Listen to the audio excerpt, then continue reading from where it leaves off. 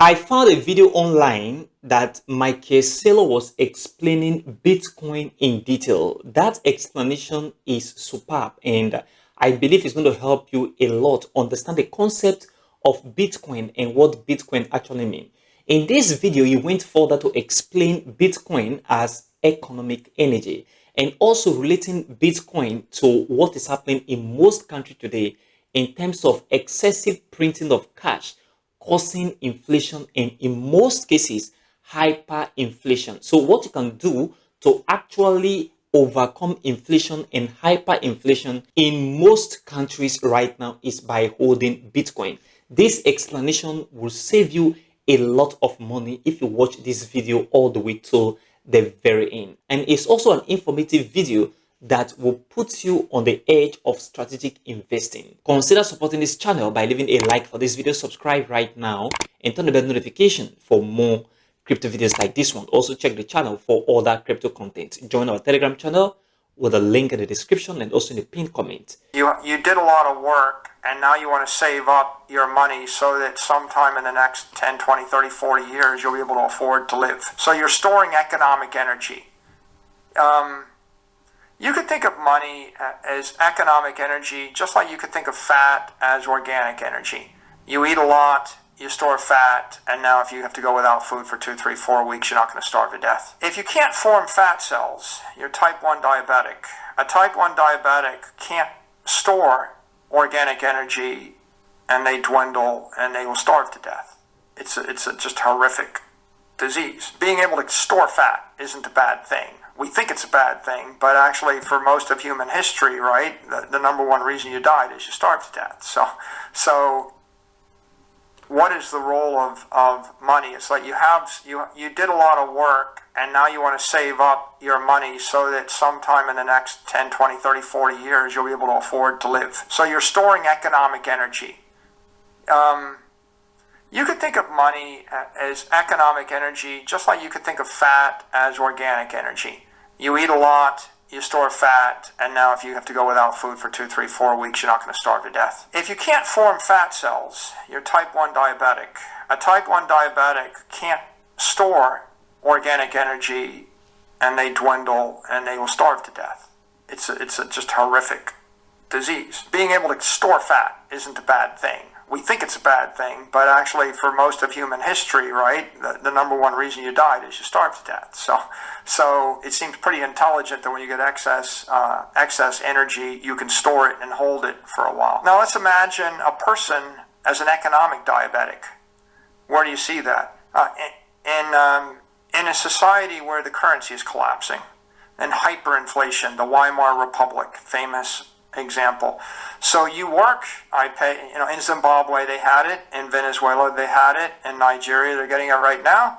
You work, I give you $100, and the $100 buys you 4 meals, but then in 3 months it buys you 1 meal, and then in 12 months it buys you 1 soda, and in 24 months it buys you nothing. Okay, so now you've got a problem. You can't store economic energy. So what happens when the currency dies or the money dies? Well, the society gets ripped back to Stone Age barter. What it means is you can't save anything, and also it means that the unit of account breaks down, so you can't trade. It's like, okay, you have bullets and I have soap. How many bars of soap for bullets, and how do you figure that out? Give me a chicken and I'll give you, a bottle of water. Things get very complicated. The civilization just gets ripped back to Stone Age barter. When that happens, all the factories break down. Like imagine trying to trade with your friend for dentistry work. Or you just be your own dentist. Try that one. Be your own doctor. Take out your appendix. So the money breaks down. The civilization breaks down. That's the danger. But normally in most modern societies, the money doesn't break down as a medium of exchange. It breaks down as a store of value. So that means that, yeah, you can store money for 12 to 36 months or maybe up to 10 years in the dollar. You can't store it for a lifetime. So if if you have some money, you can't just store the money. If you want to keep your economic energy, you have to gamble it or invest it. You have to speculate with it, or you worked your entire life, you have a certain amount of retirement, and now if you store it in the bank, it'll be worth nothing. So you have to go and invest it in the stock market, but if you pick wrong, you lose it. So we basically force people to be gamblers, speculators, or hedge fund managers if the money's broken. And the money is broken. So what is the significance of Bitcoin? Well, let me say it a different way. You just take your money, take everything you earn, you buy Bitcoin, and you wait, and it goes up 20 to 40% a year forever. Or you take your money and you invest it in a bank account and you get 3% after tax, and everything goes up 10 to 15% a year in price, and you just get poorer and poorer. Or what are you going to do? Buy GameStop at the right time? Are you buy a building, run an Airbnb? I force you to go, and forcing you to be a hedge fund manager is horrifically inefficient for the society. It's just as inefficient as saying, okay, be your own dentist and doctor, right? If the medical system was broken, you have to be your own doctor. It's not good for society. What happens? People die 20 years early is what happens.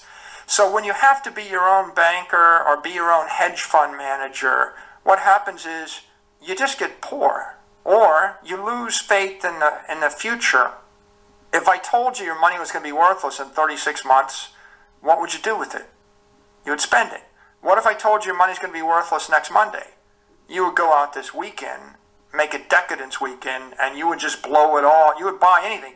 Things you don't need, it's like, if it's for sale, I'm just buying it. So Bitcoin actually solves the problem by saying, well, what if you just had a money that the government couldn't debase, the bank couldn't steal, that would last forever? Okay, it profoundly changes incentives, because now a corporation, instead of buying back its stock or instead of dividending out its cash flows, would just keep the money. And the money would go up in value 20, 30% a year. So that's what MicroStrategy did. Like, what's our secret? Right? We're just holding the money, and it's an appreciating asset. Let me try to make one more analogy that might help. It's like, you're an athlete, your blood is carrying oxygen. Oxygen is energy. If you're an athlete, you need the oxygen to circulate, and you need the blood. So before your race, I show up and I say, well, conventional wisdom is I need to bleed you now. So I take a bunch of your blood, and now you run the race. And then next week, before the game, I show up and I bleed you again. And what if I just bleed you every week? What if I bleed you every day? Are you as good an athlete? If you're not sure about this, try this experiment. But I think any athlete will tell you, no, the goal is to have as many red blood cells and as much oxygen in your bloodstream when you compete, not to bleed the blood out of your system. So when the government is telling you you should use a currency, the currency is the blood of your corporation or your family or your civilization. When I'm inflating the currency, I'm bleeding the civilization. And in the extreme, if you do this thought experiment, if I just double the currency supply in a banana republic, and your company had whatever, $1 million worth of currency, but I double it, and now it only buys half as much, and I double it again, and it buys half as much again. You see, it's Now take it back to MicroStrategy. In 2020, we had 2,000 people working as hard as they could work to generate $75 million a year in cash flow. And then we had $500 million of actual assets. And then the government was increasing the currency supply by 20% a year, at 15% a year. If they increase the currency supply at 15% a year, then you're losing $75 million of capital value of wealth every year for the 75 million you're winning. So at the 15% inflation rate of the money supply, 2,000 people are working as hard as they can, doing 100,000 things right for an entire year to stand still. And if I crank the inflation rate up to 30%, I tilt the playing field such that you're running as hard as you can and you're falling backwards. So another way to say it is everything you do is worthless. Your time is worthless. Your life is worthless. You're failing, right? And then one more analogy. I put you in a rowboat and you row 7 miles an hour and the wind starts blowing the opposite direction, or the current is blowing the opposite direction, and you're actually rowing as hard as you can and you're not moving at all. And then the current picks up and you're rowing as hard as you can and you're going backwards. But there's this point where you're rowing 7 miles an hour and the current's 7 miles an hour, and then you're in the middle of the Atlantic and you horrifically realize you're going to die because you're not getting across, right? You're not going to make it. And so what do? You reach down, you pull up the sail. You can't row.